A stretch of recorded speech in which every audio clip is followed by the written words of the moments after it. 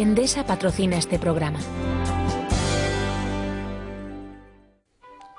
Corría el año 1989 cuando se desmoronó de la manera más literal uno de los símbolos más conocidos del dominio soviético. El muro de Berlín se vino abajo por los golpes de los ciudadanos alemanes que deseaban el final de la terrible dictadura comunista. A partir de ese momento, los acontecimientos se precipitaron. Apenas unos meses después, Berlín se había convertido en la capital de la Alemania reunificada y a finales de 1991, el Congreso de Diputados del Pueblo votó la disolución formal de la Unión Soviética. La aventura iniciada por los bolcheviques, con su golpe de Estado de octubre de 1917, había concluido. Quedaba de manifiesto que el denominado socialismo real ya no constituía una alternativa válida. Sin embargo, hasta llegar a ese punto, el proceso de disolución se había prolongado durante décadas y las víctimas mortales se habían sumado por decenas de millones. Ese proceso de deterioro y disolución es el que examinaremos esta noche aquí, en Corría el Año.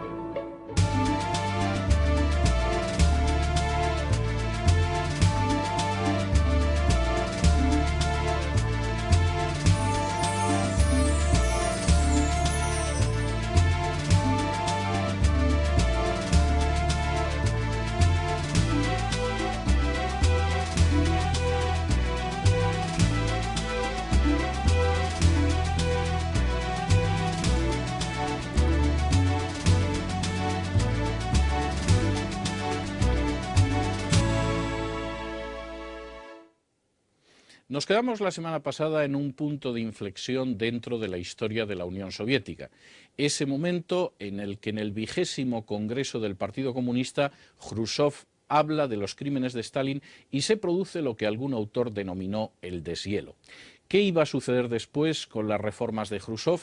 ¿Realmente el régimen comunista podría reformarse? ¿Se salvaría después de reconocer siquiera en parte lo que había sido el stalinismo?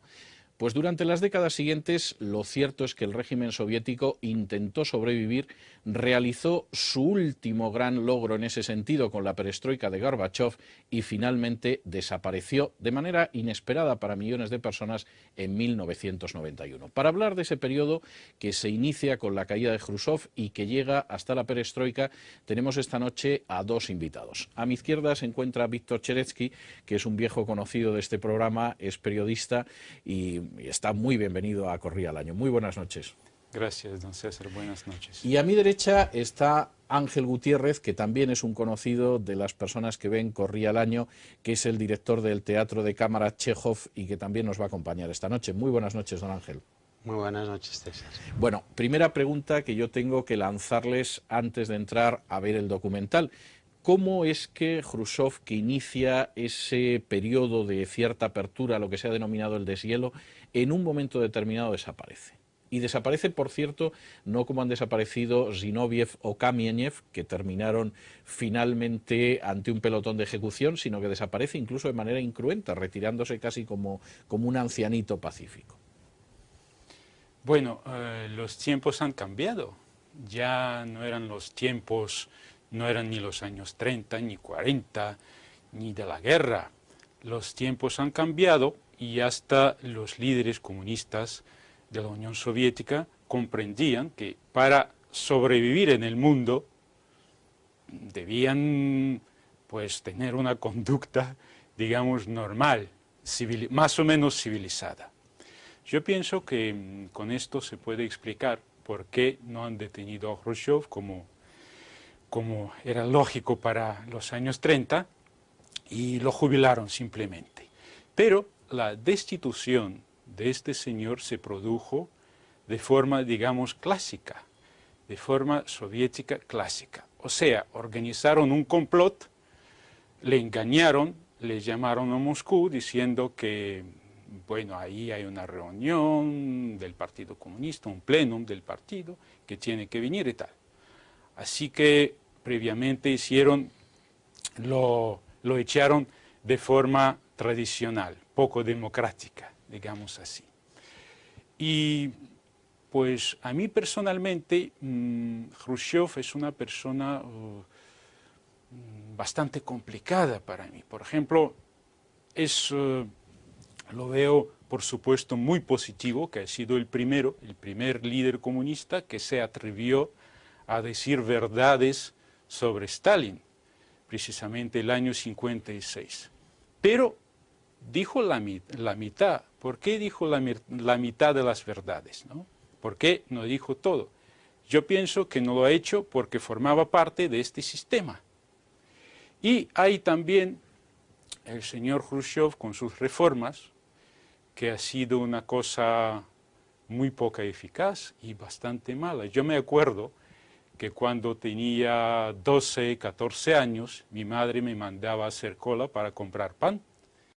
Hasta en Moscú prácticamente no había pan, había que levantarse temprano y hacer cola para comprar pan. Y yo no hablo de otras ciudades de Rusia, donde esto ya, adquirir comida era cosa más difícil todavía que en la capital. ¿Qué significó esa desaparición de Khrushchev? ¿Era esperable que Khrushchev fuera a desaparecer? Bueno, para nosotros, la gente normal, no políticos, yo me dedicaba al teatro y tenía un contacto con la gente del arte, ¿no? De la poesía, de la literatura y tal. Para nosotros no fue una sorpresa muy grande y bastante grata, porque no nos gustaba Khrushchev. A nosotros no nos caía simpático ni su comportamiento en los foros internacionales, en la ONU, con el zapato, dando golpes, esa manera bestial y grotesca de hablar desde la tribuna, borracho, diciendo palabras no censurables, Barañe Rox, no, o a cualquiera que se rebele contra nuestro proletariado. O sea, tenía una relación muy mala con los intelectuales, eso sí. Vamos a volver a hablar luego de esa relación, pero ahora de momento vamos a ver el último episodio de esta serie que hemos contemplado las últimas semanas del Imperio Rojo.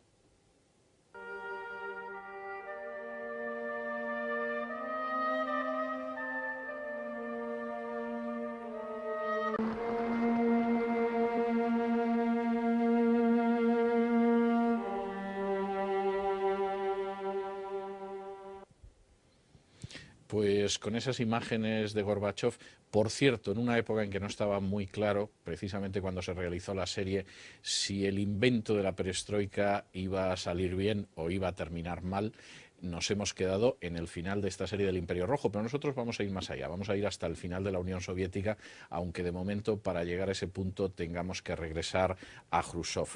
¿Qué quedó de Khrushchev cuando se produce el golpe de Estado incruento que lo derriba? ¿Qué queda de aquello? No quedaron los maizales de Siberia, obviamente, que él pensó en sembrar maíz en Siberia o en impulsar la producción triguera, etcétera. De esto no quedó nada. Pero quedó algo positivo de Khrushchev. ¿Hubo un antes y un después de su caída? Cualquiera de ustedes. Bueno, vamos a ver. Según mi opinión personal, claro que ha quedado una cosa importante y positiva, que ya todo el mundo sabía que no se puede a un dirigente del país detenerlo y fusilarlo, como lo hacía antes. Eso fue un gran avance, realmente. Yo pienso que sí. Quizá para nuestros televidentes esto es un poco raro, suena, ¿no? Pero para Rusia sí que era un gran avance, que hay que hacer política, no se puede hacer política con fusiles, con pistolas, hay que hacer política más o menos civilizada. Es lo positivo. Luego, después de las reformas, porque lo de Khrushchev fue también reformas, se llamaba reformas, con el propósito de construir, decía, el comunismo, porque él tenía el plan de en 20 años construir el comunismo en el país. Era su sueño y hablaba de esto todo el tiempo. Y ha destruido la historia del maíz, con otras reformas en la industria y todo. O sea, el país era un desastre. Y después, cuando se ha ido, Khrushchev, pues había una gran expectativa en el país, porque cuando llegaron al poder unos dirigentes relativamente jóvenes, y había unos tecnócratas entre ellos que empezaron unas reformas de verdad, y a las personas, a nosotros nos pareció que de verdad habrá un gran avance en el país, porque empezaron a construir, por ejemplo, la fábrica de Fiat en Rusia, o sea, y para... Hoteles, por ejemplo. También. Hoteles también, muchas cosas, había gran construcción. Bueno, la construcción la empezó Khrushchev, masiva, pero empezaron a construir mejor. ¿Por qué? Vamos a pasar luego a ello cuando hablemos del inicio de la era Brezhnev. Sí. ¿Por qué comentaba antes que Khrushchev era un personaje que no se llevó bien con los artistas? Porque la imagen que había en Occidente, por el contrario, es que Khrushchev había sido un personaje que había empezado un periodo de cierta apertura, es decir, permitió que se publicara el día en la vida de Iván Denisovich de Solzhenitsyn, hubo una cierta apertura en ese sentido, y sin embargo me comenta que la relación con los artistas no fue buena tampoco. Bueno, no, fue muy mala, fue muy mala. Yo creo que una cosa positiva de Khrushchev, que quiero añadir, si me permiten, es que él destruyó el mito del timonel, de Stalin y ese pensamiento monolítico de que todos tenemos que pensar que esto es así y no hay nada más que esto. Él ha destruido el mito de Stalin y eso quiere decir que nosotros de jóvenes que teníamos 20 y tantos años empezamos a pensar y a descubrir que podíamos pensar con nuestra cabeza. Empezamos a pensar con nuestra cabeza, a discutir los problemas, a discutir con los mayores, con los cineastas, Gerasimov, Rom, los grandes maestros del cine, cómo habían permitido que lo que decía Khrushchev en el 20 Congreso había sido posible, cómo ellos apoyaron con sus películas, desde la tribuna de los congresos, de cineastas, de escritores. Nosotros y la juventud se sintió libre. Robert Rajestensky, Yevtushenko, Vaznesensky, poetas, Lyubimov en el teatro, Tarkovsky, en fin, apareció el Novy Mir, la revista Novy Mir, con la publicación, entre otras cosas, de Un día de Iván Denisovich y otras cosas que publicaba esa revista, que era leída por... empezó a pensar el pueblo ruso, empezó a aparecer una inteligencia joven y no tan joven que se reunía, que hablaba en voz alta y que veíamos que había otros caminos para comunicarse con el mundo entero, para comunicarse entre nosotros. Empezamos a leer libros y a escuchar música, a leer a Pasternak, a leer libros prohibidos hasta ese momento. Dostoyevsky, por ejemplo, estaba prácticamente prohibido con Stalin. Leer Los endemoniados o hacer una pregunta en la Facultad de Filosofía sobre quién era Kant, que nos explicaran más detalladamente quién es Kant, pues eso estaba, a un español, un compañero mío, lo expulsaron de la universidad por pedir que le expliquen más detalladamente y den más material sobre Kant. Aunque curiosamente en lo que son, vamos, lo que es el libro de salidas de la biblioteca del Kremlin, se ve que Stalin sí que sacaba muchos libros de Kant. Hombre, lo que no deja de ser significativo también. Para el Kremlin entraban libros, todos los libros prohibidos. Ellos, yo tenía amigos en las redacciones estas prohibidas que me decían, estos libros van para el Kremlin. Ellos se informaban muy bien de todo, de Kierkegaard, de la nueva filosofía, el nuevo pensamiento, pero de filosofía no aparecía nada en las bibliotecas ni en las revistas siquiera. Los filósofos y pensadores escribían criticando, por ejemplo, el existencialismo o dando muchas citas de esos pensadores para que nosotros entre líneas comprendiéramos de qué se trata y buscáramos la manera de encontrar en inglés, en alemán, en francés. Quiero decir que la llegada de Khrushchev ha sido de todas formas muy positiva. Muy positiva ideológicamente para la apertura. El deshielo ha sido deshielo. Dugin se publicó su libro, lo hemos leído todos, eso nos abrió los ojos. No solo de pan vive el hombre. No solo de pan vive el hombre, Sí. Elia Ehrenburg, el deshielo, poetas que ya he citado antes, ¿no? Yevtushenko empezó a escribir. Creíamos, además, sinceramente, que ya éramos libres y que podíamos pensar libremente y expresar libremente lo que Khrushchev manifestaba, que estamos viviendo otra época. Es curioso, el libro de No solo de pan vive el hombre, la edición que yo tengo, que es una edición rusa, pero ya es una segunda o una tercera edición, tiene un prólogo especial de Duyinchev diciendo claramente que le están malentendiendo en Occidente.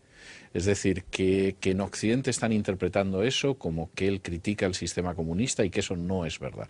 Y es curioso porque tiene un prólogo de un par de páginas donde él se está colocando la venda antes de la herida. El libro, por otro lado, es magnífico, ¿no? Es un gran libro, sí. Pero además, Khrushchev deja salir del Gulag a Solzhenitsyn y a muchos más que salen y nos cuentan lo que es aquello, lo escriben, lo publican. Y descubre, solo con el libro de Iván Denisovich es suficiente para que nosotros descubramos ya la realidad del estalinismo y de los campos de concentración, y eso ya no, eres un gin que sale de la botella, no sé, es imparable ya, y el pensamiento es libre ya. Y nosotros ya no podemos aceptar ya nunca más una dictadura. Nosotros, los jóvenes, ¿no?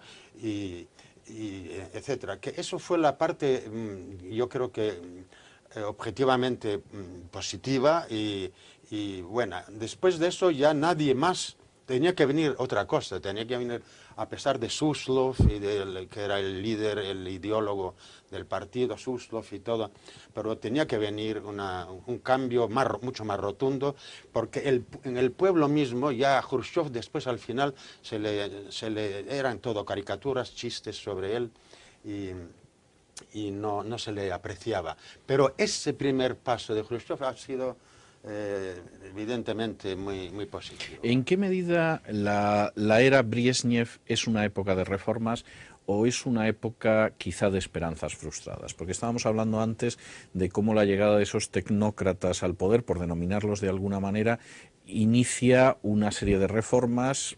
Hay cosas que parecen increíbles, como era la Fiat en la Unión Soviética, etcétera. ¿Hasta qué punto la era Brezhnev se corresponde con esas esperanzas iniciales que hay, al menos por un tiempo? Bueno, yo diría que en la época de Brezhnev hay dos etapas. La primera etapa, que resultó bastante eficaz desde el punto de vista económico, pero terminó, digamos, esta etapa a principios de los años 70 con el ataque masivo contra la disidencia. Porque este relativo auge económico, estas reformas económicas, pues estaban acompañadas por el regreso a lo pasado en el plan ideológico, en el plan político, de la política interna. Y todo este entusiasmo de que ha hablado nuestro compañero de nuestra tertulia, pues la gente ha visto frustradas sus ilusiones a principios de los años 70. Ya no se podía discutir abiertamente, ya no se podía publicar nada, ni escribir nada, porque en el plan ideológico pues regresaron, digamos, los tiempos de Stalin. ¿Usted coincidiría con esa visión de la era Brezhnev? Brezhnev fue muy muy negativo, ideológicamente quiso retroceder. Le pareció que el deshielo que Khrushchev permitió, que llevó muy lejos y que podía llevar y estaba llevando muy lejos. De hecho, bueno, los teatros, las publicaciones, el samizdat, fue lo más famoso entonces. Sí, aclaremos para nuestros telespectadores que el samizdat era esa escritura casera que se hacía de textos prohibidos y que se distribuía para poder leer de manera clandestina. Sí, en casa, y se distribuía y por las noches entre los amigos lo leímos. Yo conocí a Brodsky, por ejemplo. Brodsky pertenece a esa época de alegría, empezó con alegría, como todos. Podemos escribir, podemos comunicarnos, pero después de la exposición, por ejemplo, del Manège, donde Khrushchev vino con Shelepin allí a criticar a los pintores, que sabía Khrushchev de nada, era un analfabeto absolutamente del arte, y no sé si entendía algo de cucuruza, de eso, o de agricultura. Era un analfabeto y un borracho, pero le interesaba después de Stalin abrir y soltar a la gente, decir yo soy bueno, Stalin era malo, yo soy bueno. Y eso era simpático,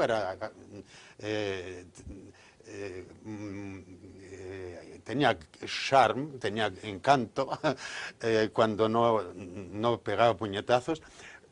Pero siempre decía a los intelectuales, cuidado que saco a los proletarios de Puchilovsky y de la fábrica de automóviles, a los proletarios, que ya no había proletarios, era la clase obrera, ¿no? Pero que los saco como cosa personal de él, que los tenía allí, para machacar a los Pasternak, a esos gusanos que se atrevan. Y entonces en la exposición de Manège, que hizo estragos con los intelectuales, con Shostakovich, que no estaba en la exposición, pero que después hizo una reunión en la dacha a la que yo asistí, donde estaban todos y tuvo que salir Yevtushenko, cómo él machacaba a Ernest Neizhvestny, un gran escultor, que después ya le encargó a él que le hiciera el monumento para cuando se muera, ¿no? Pero Ernest Neizhvestny, el teatro Taganka, el teatro Sevremyenny contemporáneo que apareció en la época de Khrushchev, eso fue muy positivo. Y ese teatro, esa compenetración del artista con el pueblo, venían colas a ver lo que decían los artistas. El teatro era una tribuna. La revista Novi Mir o Yunost, la Juventud, eran revistas que no se podían comprar en los kioscos, que desaparecían. Y ahí publicaban los jóvenes. Y ese auge de libertad, de que nosotros podemos construir, si no el comunismo, por lo menos un socialismo con cara humana, como quisieron los checos. Eso estábamos convencidos. Y ahí nuestro grupo era Tarkovsky, me apareció Volodya Vysotsky entre nosotros, cantando sus canciones, Galich, cantautores. Y claro, cuando vieron que Khrushchev dejaba todo eso, y además su hija estaba casada con Adjoubier, que era el periodista que fue con él a Estados Unidos, y que era bastante liberal. Yo lo conocí a él y a su hija, y en fin, que hubo una apertura real y grandiosa, que Brezhnev y Suslov y el Comité Central no podían permitir. ¿A dónde va a llegar eso? Eso puede romper. Hay un aspecto que mencionaba de pasada, pero que es importante, yo quisiera centrarme en él, es esa famosa doctrina de la soberanía limitada que emite en su día Brezhnev con ocasión de la invasión de Checoslovaquia. Es decir, que los países del Pacto de Varsovia eran soberanos, pero que su soberanía estaba limitada por los intereses del Pacto de Varsovia, y se produce la invasión de Checoslovaquia y el final de lo que se ha dado en llamar la Primavera de Praga. ¿Cómo fue vivida en la Unión Soviética, primero, esa Primavera de Praga y después el aplastamiento de la Primavera de Praga por los tanques de Brezhnev? Cualquiera de ustedes. Bueno, la invasión fue mal vista. La invasión fue mal vista a pesar de una gran propaganda, porque toda la máquina propagandística del régimen empezó a funcionar de forma bastante activa para demostrar que estamos salvando al régimen popular de Chequia, que son nuestros hermanos, que vamos a hacer todo lo posible para que, bueno, salvarles de la invasión imperialista. Decían que pues nosotros hemos entrado para que no entre la OTAN. Esto lo decían, que todo ya estaba. Había un montón de publicaciones que ahí estaba trabajando activamente la CIA en Chequia, ¿no? O sea, nunca se demostraba esto como una revuelta popular, como la voluntad del pueblo checo de reformar su país. Entonces, pero claro, yo personalmente, que ya era estudiante y algo leía, ¿no? Y especialmente también leía alguna prensa extranjera, pues para mí era evidente que era una invasión pura y dura.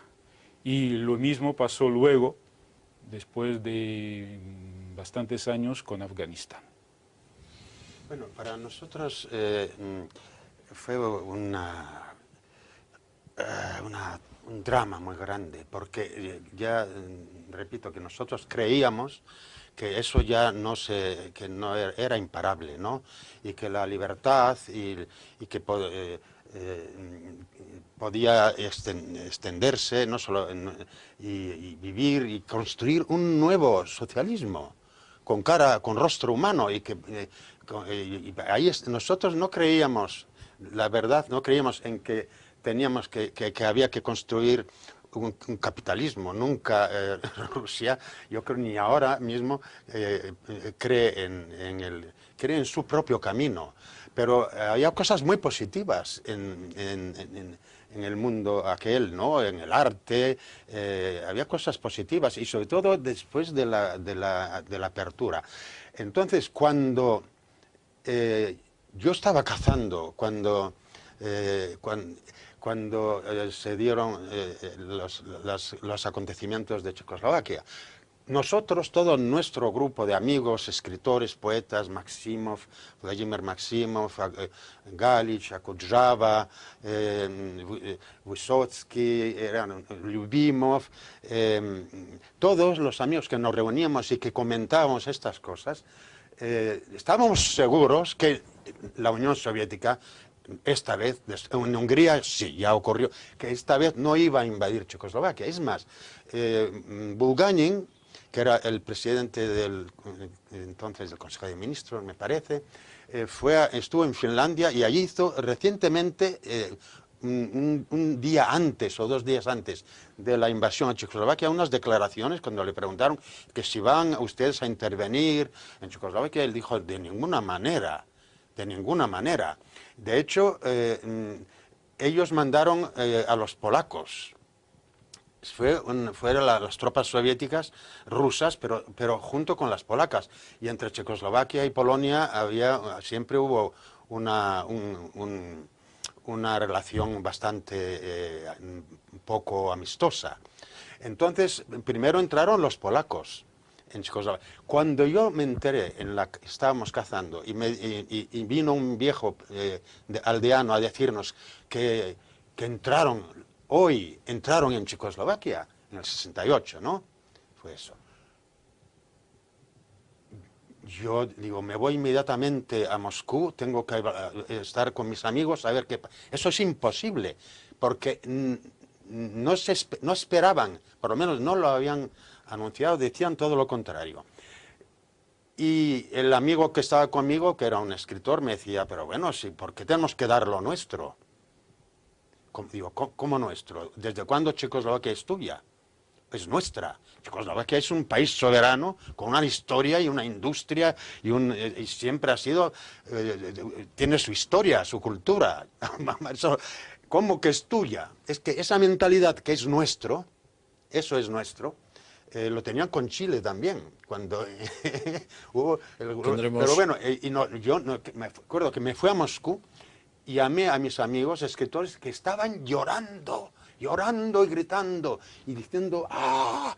las calles de Moscú vacías, llenas de militares, silencio, un silencio muy tenso, y solo nosotros nos reuníamos en casas para decir, llorando de desesperación. No se esperaba eso. Hay otro aspecto que se relaciona también con la era Brezhnev, se ha relacionado desde Occidente. A mí me interesa mucho saber si efectivamente se vivió también así en la Unión Soviética o fue una percepción nuestra, que es el aumento de la corrupción. Una corrupción que en la época de Brezhnev llega a la propia familia de Brezhnev, es conocido el caso de la hija, del yerno, etc. ¿La era Brezhnev estuvo caracterizada por la corrupción o esto era algo que ya venía de antes y que simplemente entonces quedó más de manifiesto? Vamos a ver, antes en la época soviética, antes de la época de Brezhnev, había un sistema para limpiar el aparato del Estado de la corrupción. Un sistema muy eficaz que existía desde los tiempos de Lenin. O sea, a los funcionarios corruptos les detenían y les fusilaban. El sistema era drástico, pero... O les mandaban al campo de concentración. Pero desde los tiempos de Khrushchev, ya esto no en el mundo contemporáneo, claro, utilizaban los años 30 de la guerra y tal, era muy fácil. Pero en los tiempos, cuando la Unión Soviética pretendía tener relaciones con el mundo entero para sobrevivir, para la relación económica, ¿no? Intercambio, para recibir sobre todo la tecnología moderna, como de la fábrica Fiat. Entonces ya no se podía detener a la gente, culpables y no culpables, detenerle y introducir miedo al funcionario para que no robe. Entonces este sistema ya no funcionaba y como no había democracia, no había sistema democrático del control, pues empezó a crecer la corrupción. Porque me parece, don César, que la humanidad todavía no ha inventado otro sistema de control, ¿no? O sea, o la represión o el sistema democrático, no hay tercer sistema, ¿no? Bueno, pues nosotros vamos a hacer aquí una pausa porque no nos queda más remedio, vamos a la publicidad, pero vamos a regresar con esos intentos de relanzar, de revigorizar lo que fue el sistema soviético que vinieron después de Brezhnev, lo que fue la época de Chernienka, de Andropov y finalmente de Gorbachev.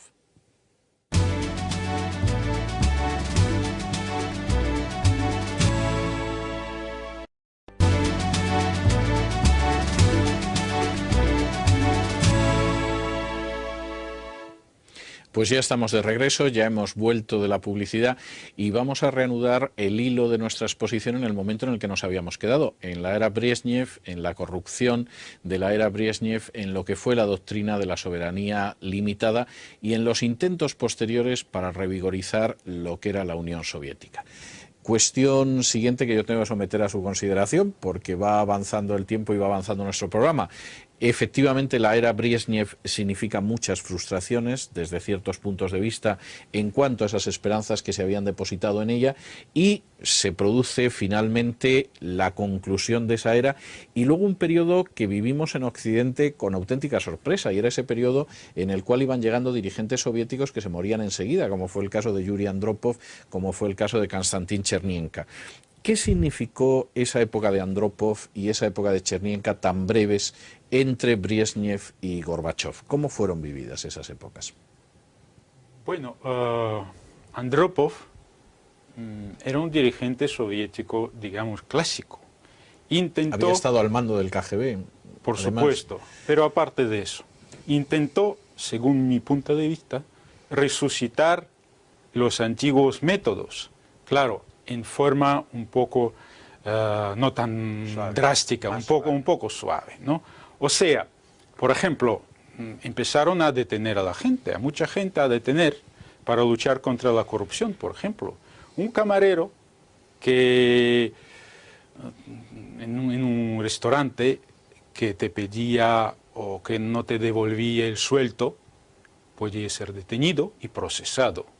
Un taxista que te engañaba, que te cobraba más, podía ser detenido y procesado. Bueno, y había muchos casos. Si no me cabe duda, a la gente así, porque formaron un equipo grande de inspectores que iban de paisano al restaurante, cogían taxi, y luego pues la gente estaba, detenían a la gente y la procesaban.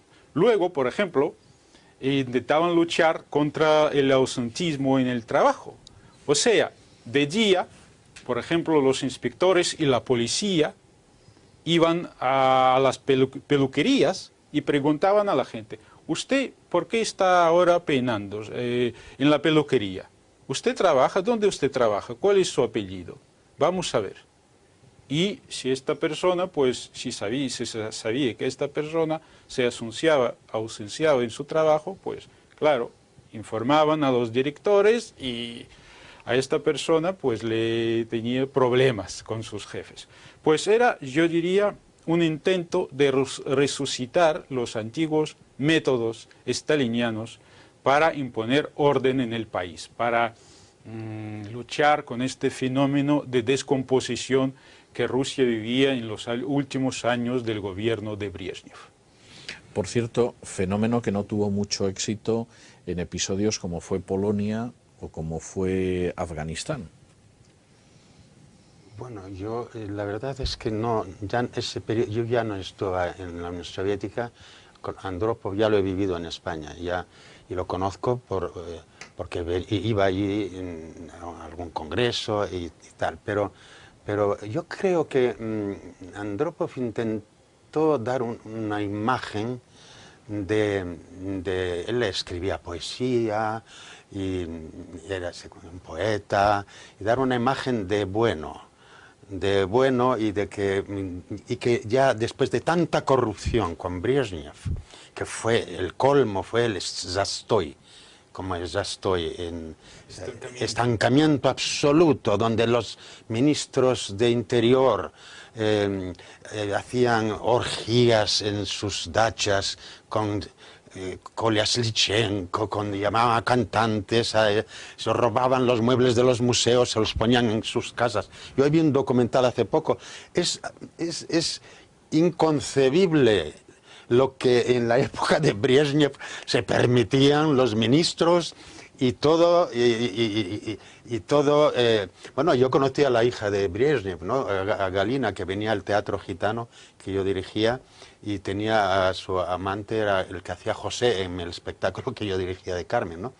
Y venía con un grupo de mujeres rubias, muy guapas, todas con muchas flores, viene al Teatro Romén, y a mí me admiraban porque yo era el director de ese teatro y de ese actor Sienченko, y él después me decía: Ángel, si tiene algún problema, yo tengo directa conexión con Brezhnev, y si tiene algún problema usted, yo... Lo solucionamos. Lo solucionamos. Mi amigo Zalatuhin, actor, que tenía, como se había hecho películas de... El dueño de Siberia, con Vysotsky y tal, eran muy famosos, pues él llamaba directamente a Semichastny, que era el ministro de Interior, y un día, llegando de San Petersburgo, de Leningrado, entonces de un rodaje, yo llegaba con él estaba muy borracho, yo todo el camino lo estaba subiendo, que se caía de la litera, y lo subí.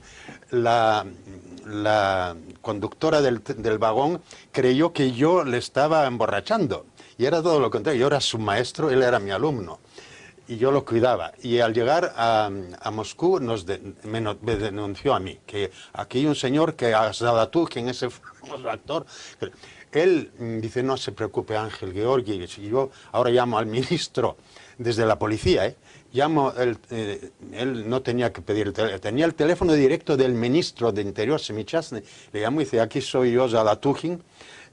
Son anécdotas, ¿no? Pero que describe cómo la inmensa corrupción que había en los comercios.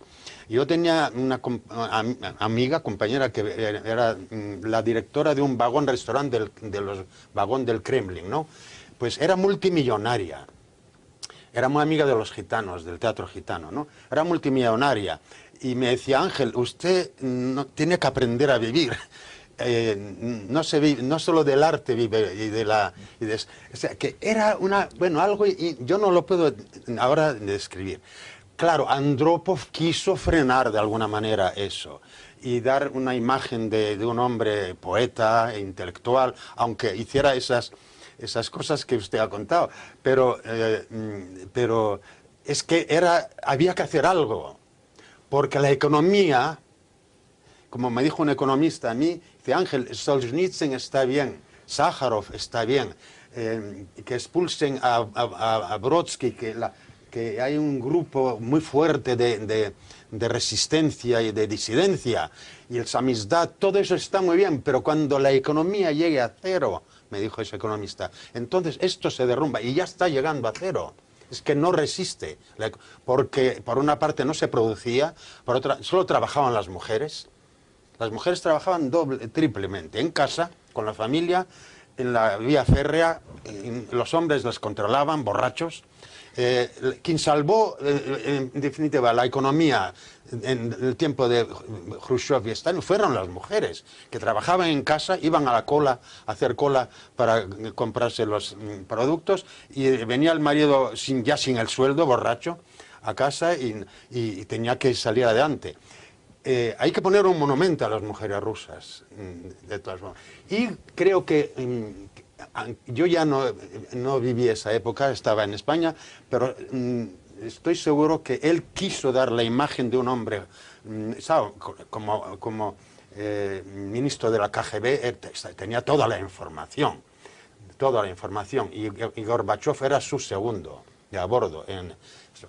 Eso fue cuando atentaron contra el Papa. Sí, la orden la firmó Gorbachev. Sí. Entonces, él quiso dar esa imagen, y me acuerdo cuando murió tempranamente, muy pronto, la madre de mi mujer rusa decía: pobre, era un poeta, era muy bueno, era un poeta. Eso es la imagen que creo que quiso dejar. También Gorbachev, esa imagen... Vamos a hablar de Gorbachev enseguida, pero ¿cómo fue Afganistán? Aparte de un desastre. Por cierto, Afganistán es algo que a mí me llama la atención cuando yo hablo con amigos rusos, porque es como una especie de herida que nunca se ha terminado de cerrar. Es decir, gente que conoce a los que murieron en Afganistán, los que quedaron mutilados o inválidos en Afganistán, realmente es uno de esos dramas de tipo nacional del que no tenemos mucha noticia en Occidente. Sabemos que lo invadieron y que hubo un boicot a unas Olimpiadas, pero que sí que parece que ha dejado mucha huella en el caso de los rusos. Vamos a ver, don César, que no es un tema tan fácil como parece. Sí. Desde el principio, el tema afgano pues fue visto por los rusos como una cosa, por la mayoría de los rusos. Yo le voy a decir que desde el principio yo estaba en contra de la invasión a Afganistán, y yo conozco a mucha gente, entre intelectuales, que se pronunciaban en contra y que pagaron con su carrera profesional su negativa a esta invasión. Pero vamos a ver, la mayoría de la población en el primer periodo, digamos, en los años 80, en la primera mitad de los años 80, apoyó esta invasión, y sobre todo el ejército. Hasta, yo le voy a decir, que los oficiales de carrera militares hacían cola para ir a Afganistán, a cumplir ahí su servicio. Había en el Estado Mayor del Ejército, había unas listas de espera de los militares voluntarios que querían ir ahí, porque querían ir para ganar más dinero, por supuesto. Pero las protestas contra la guerra de Afganistán pues llegaron solo en la última etapa de esta guerra, o sea, a partir de finales de los años 80, en la segunda mitad de los años 80. Yo tengo que plantearles dos cuestiones porque no nos queda ya mucho tiempo y me parece esencial. La primera tiene que ver con la perestroika. Realmente la perestroika, la reconstrucción que iba unida al glasnost, a la transparencia, tenía posibilidades, en algún momento tuvo posibilidades de salir adelante? ¿La Unión Soviética hubiera podido seguir como ese régimen que había sido, o la perestroika en realidad estaba condenada a fracasar como finalmente fracasó? Hombre, todo eso, hablar de historia es... Es una ucronía en cualquier caso lo que planteamos, sí, pero... es cosa casuística, eso, ¿qué es eso? Pues como de la Revolución de Febrero, a ver, ¿tenía sentido esa revolución o no tuvo sentido? Hubo hace poco por la televisión rusa un programa sobre eso. ¿Fue positiva o negativa? Yo creo que la perestroika fue muy positiva y gracias a la perestroika, claro, tenía que ser, es que no podía ser de otra manera. Yo creo que lo de Afganistán ha sido... la Unión Soviética siempre quiso, con guerras externas, también justificar la miseria interna, ¿no? Eso es siempre lo que ocurre con los imperios, ¿no? Ahora mismo lo estamos viendo, lo que está pasando en el mundo. Y Afganistán era una manera también de, yo creo, pero también la geopolítica, en fin, todo, que es nuestra... Pero fue un fracaso rotundo, como sabemos, y yo creo que será siempre un fracaso. Pero Gorbachev... tenía que venir un joven muy informado, ¿no? Y dar ese golpe que dio Khrushchev después de Stalin, ¿no? Y él, después de Brezhnev y después de todo ese periodo de muchos años, porque Brezhnev estuvo en el poder cerca de 20 años, si no me equivoco, ¿no? Sí. 20 años. Y 20 años son muchos años para un país empantanado. Quedó en la miseria absoluta. Rusia, la Unión Soviética era un país en la miseria. Ingenieros, médicos, cirujanos se iban de carniceros o de taxistas a trabajar porque no tenían sueldo. Yo conocí a muchos taxistas que iban a carniceros porque allí por lo menos ganaban algo y además robaban un poco de carne, ¿no? Pero ingenieros, académicos, gente muy intelectual, porque era un desastre total. Entonces, Gorbachev comprendía que había que hacer algo nuevo totalmente. Yo a Gorbachev no lo conocí personalmente, pero sí conocí a su ministro de Cultura, que fue mi amigo y, en cierto modo, mi alumno. Y mi amigo sigue siendo mi amigo, el director de la Taganka, Gubienka, Kolya Gubienka. Yo creo que tuvo dos, sobre todo, errores muy graves, Gorbachev. Primero, que no se salió del partido y no organizó algo nuevo. Estaba maniatado absolutamente por el partido. Toda la estructura del partido seguía intacta y él no podía hacer nada. En las reuniones que tenían constantemente en esas asambleas y tal, donde Sájarov constantemente pedía la palabra y nada más le dejaban hablar muy poco, nada más terminar se ponía otra vez en la cola para otra vez intervenir Sájarov. Él decía dos cosas muy importantes. Primero, el primer artículo de la Constitución de un partido único hay que abolirlo. Eso es lo primero que decía Sájarov. Gorbachev le decía, siéntese, con poco respeto, con muy poco, siéntese. Segundo, hay que poner las fronteras, la tierra hay que entregarla a los campesinos. Y si se abole el partido único, quiere decir que va a haber distintos partidos y se discutirá, como en febrero, ¿no? Antes del golpe de Estado. Y otro punto que ponía como importante Sájarov en esas pequeñas intervenciones que le dejaban era que hay que establecer muy bien qué fronteras, porque esto se va a disolver, la Unión Soviética se va a romper, qué fronteras vamos a considerar las legales, las de antes de la revolución, las de la época de Stalin, Khrushchev, las que ahora se establezcan, hay que establecer, antes que se disuelva la Unión Soviética, hay que establecer qué fronteras, porque estaban todavía Ucrania, Georgia, todas las repúblicas estaban allí, y no admitieron ninguna de esas tres propuestas de Sájarov. Señor Cheretsky, ¿realmente se veía venir que la Unión Soviética iba a caer? Porque, vamos a ver, por citar dos ejemplos, está el famoso libro de Amalrik, por cierto, muerto aquí en España, que hablaba de la desaparición de la Unión Soviética, pues casi en la época en que desapareció, y había aquel famoso libro de Tussell, que yo creo que es uno de los grandes ridículos históricos que ha habido en la historiografía española, que hablaba de que la Unión Soviética iba a durar un milenio todavía, y que además Alemania Oriental iba a adelantar a la Alemania Occidental en la siguiente década, etcétera. ¿Realmente se veía venir ese colapso de la Unión Soviética en algún momento? ¿O hubo gente que se dio cuenta de ello? Bueno, vamos a ver, don César, que este proceso de la descomposición de la Unión Soviética, de la perestroika y de lo que sucedió posteriormente, son procesos mucho más complicados, que no es una versión de que el comunismo ha caído porque era perverso y malo, que debía caer por eso. No. Yo de verdad no le puedo decir ahora qué pretendía el señor Gorbachev cuando hacía sus reformas. O pretendía mejorar el comunismo, o pasar un régimen de economía del mercado y implantar democracia. Yo, quizá en estas alturas, Gorbachev lo sabía, ¿eh? Sí, yo, por supuesto, yo tampoco.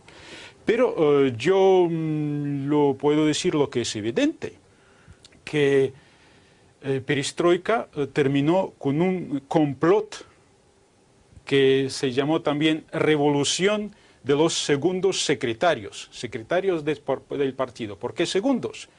Porque los primeros eran mayores, no querían nada, estaban contentos con el régimen soviético. Y los segundos querían dinero, querían capitales. En aquel entonces ya podían salir al extranjero, veían cómo vivía el occidente. Ellos, además de pequeños privilegios que tenían, coche oficial, apartamento oficial, querían capitales, querían dinero. Por eso, las reformas de los años 90 ha sido simplemente un robo del Estado. Si en España, cuando se trata de privatización de alguna empresa, se privatiza esta empresa durante años, como lo sabemos, como ha sido el caso de Iberia, por ejemplo. En Rusia, todas las privatizaciones se hicieron en un día. Y la gente que ayer no tenía ni un duro en su bolsillo, al día siguiente se hicieron multimillonarios. ¿Y quién son estas personas? Relacionados con el poder, con el Partido Comunista. Así que yo veo este tema así, don César. Ese es un tema muy interesante. Nosotros nos hemos quedado más tiempo, pero como supongo que en algún momento en la andadura de corría el año vamos a volver con el periodo postsoviético, yo los emplazo a los dos para próximos programas al respecto. Y ustedes ya saben que hemos llegado a esa parte del programa en que después de haber contemplado el documental, sobre todo después de haber visto el debate, les decimos, y ahora léanlo.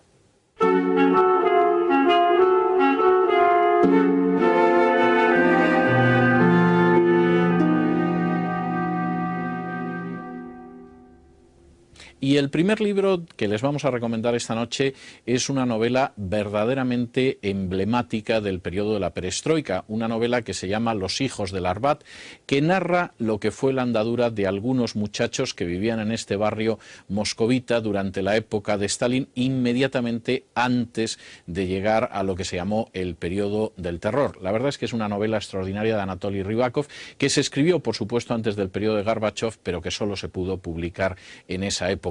Y que tuvo además dos secuelas extraordinarias, una que se titulaba El terror, a mi juicio todavía mejor que Los hijos del Arbat, y una de conclusión que terminaba precisamente en ese momento decisivo de la Gran Guerra Patria, que fue la batalla de Kursk. El segundo libro que les queremos recomendar es, a mi juicio, La gran antiutopía del siglo XX, un libro que precedió al 1984 de Orwell, por supuesto, al Mundo feliz de Aldous Huxley, y que se titula muy o Nosotros, que fue una de las obras de Zamiatin, que se escribió al inicio del periodo soviético, pero donde se hablaba de cómo podía llegar a ser ese Estado totalitario con una lucidez verdaderamente extraordinaria, con décadas de adelanto, y desde luego cuando parece que a veces el autor, el escritor, es como lo que creían los antiguos griegos que era el poeta, es decir, como un personaje que llega incluso a profetizar. Desde luego ese Nosotros de Zamiatin es una de las grandes obras de la literatura rusa del siglo XX y desde luego, insisto, la primera gran antiutopía que se escribe en el siglo pasado. Y hasta aquí hemos llegado nosotros con nuestra emisión de Corría el Año. Les esperamos la semana que viene, en que ya no hablaremos del Imperio Rojo, pero sí de otros temas de enorme importancia histórica. Hasta entonces.